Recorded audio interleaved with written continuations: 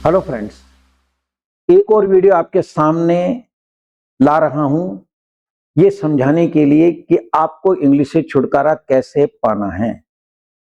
अगर आपको इंग्लिश से छुटकारा पाना है, चाहे वो कॉम्पिटिटिव एग्जाम्स वाला मतलब जब पार्ट हो, चाहे वो स्पोकन वाला पार्ट हो, राइट, इन सब के लिए क्या करना है।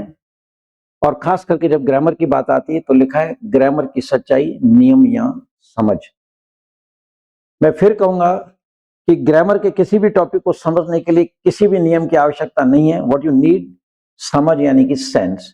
मैं नियम को गलत करता हूं, समझ को सही करता हूं।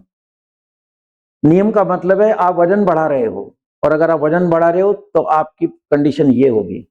आप देख रहे हैं ये बच्चा अपने सिर पकड़ के बैठा हुआ है, because he is very much confuse. इसने बहुत सारे नियम रट लिए हैं और वो कंफ्यूज हो रहा है।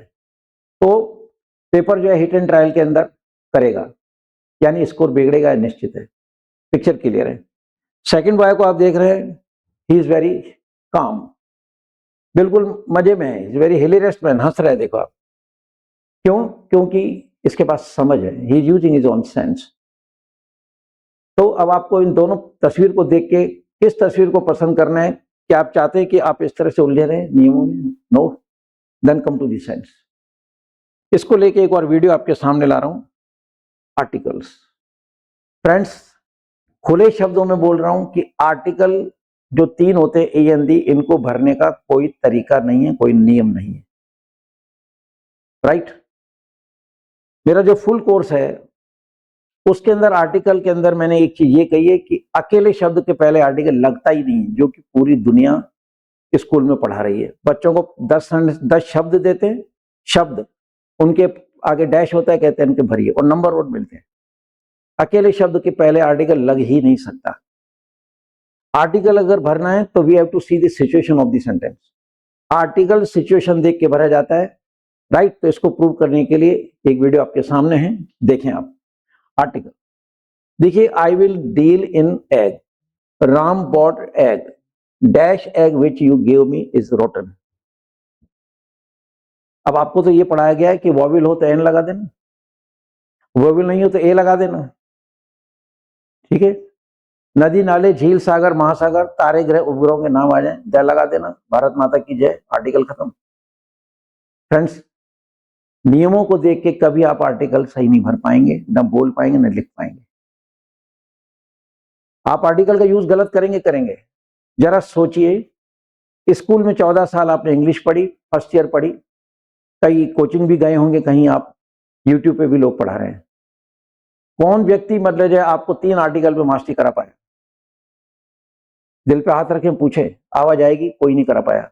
यानी 3 आर्टिकल को पढ़ाने के लिए करीबन आपके 18-20 साल निकाल दिए, जो आपकी एज है, लेकिन कोई बुक और कोई टीचर आपको आर्टिकल नहीं पढ़ा पाया। रीजन, वो थोप रहे हैं।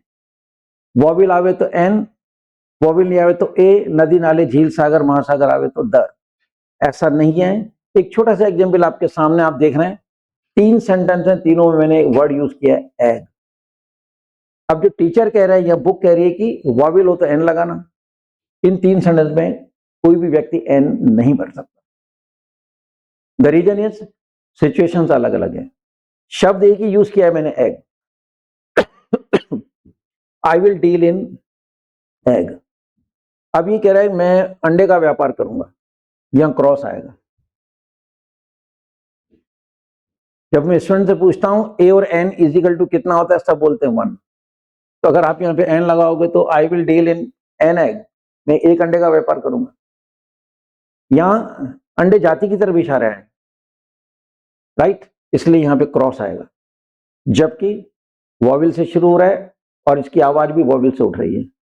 ई भी आ रहा है, एग बोल रहे हैं, तो जब इसको बोल रहे हैं तो इसमें हिंदी के स्वर की आवाज भी आ रही है। Even then we are sorry to fill article an before this because situation is different. यहां क्रॉस आएगा। Ram bought dash egg, Ram एक अंडा लाया। अब ये जो एक अंडा लाया मतलब है, यहाँ पे 1 का मतलब एक नहीं है। जैसे मैंने एक क्षण देखिए कि वो तो एक पागल आदमी, तो वो तो एक पागल आदमी, ये जो एक लगा रहे हैं ये एक आवाज है जो गैप को भर रही है। ए और एन इजिकल टू 1 नहीं होता है। तो यहाँ पे आवाज को भरने के लिए यहाँ पे हम एन लगाएंगे। Ram bought an egg.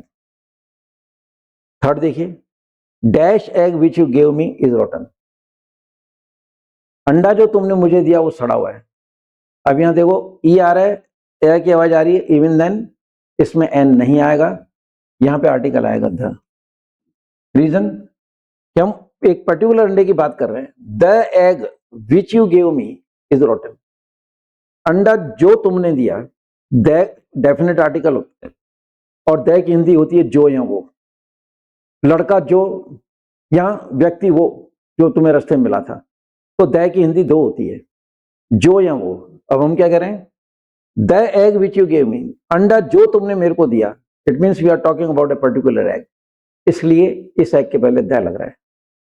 Friends, क्या आपको लगता है कि हम जब कभी आर्टिकल भरें या इंग्लिश बोलें या लिखें तो हम आर्टिकल नियम देख के भरे या बोले जा सकते हैं?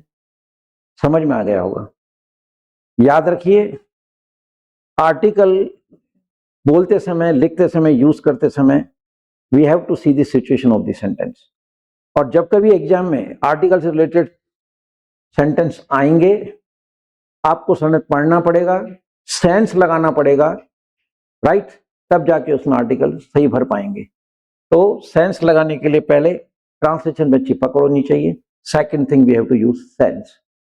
आप देख रहे हैं कि कभी भी आप अगर इस भ्रम में हैं कि हम आर्टिकल, ठीक है, उस आधार पे भर पाएंगे, वॉविल के आधार पे, या वॉविल नहीं है, या नदी नाले झील सागर हैं, तो ये आपकी गलती है। तो try to go into the root of the English, इसकी जड़ में जाएं, ट्रांसलेशन पकड़ करें, नियमों से छुटकारा पाएं। जय हिंद।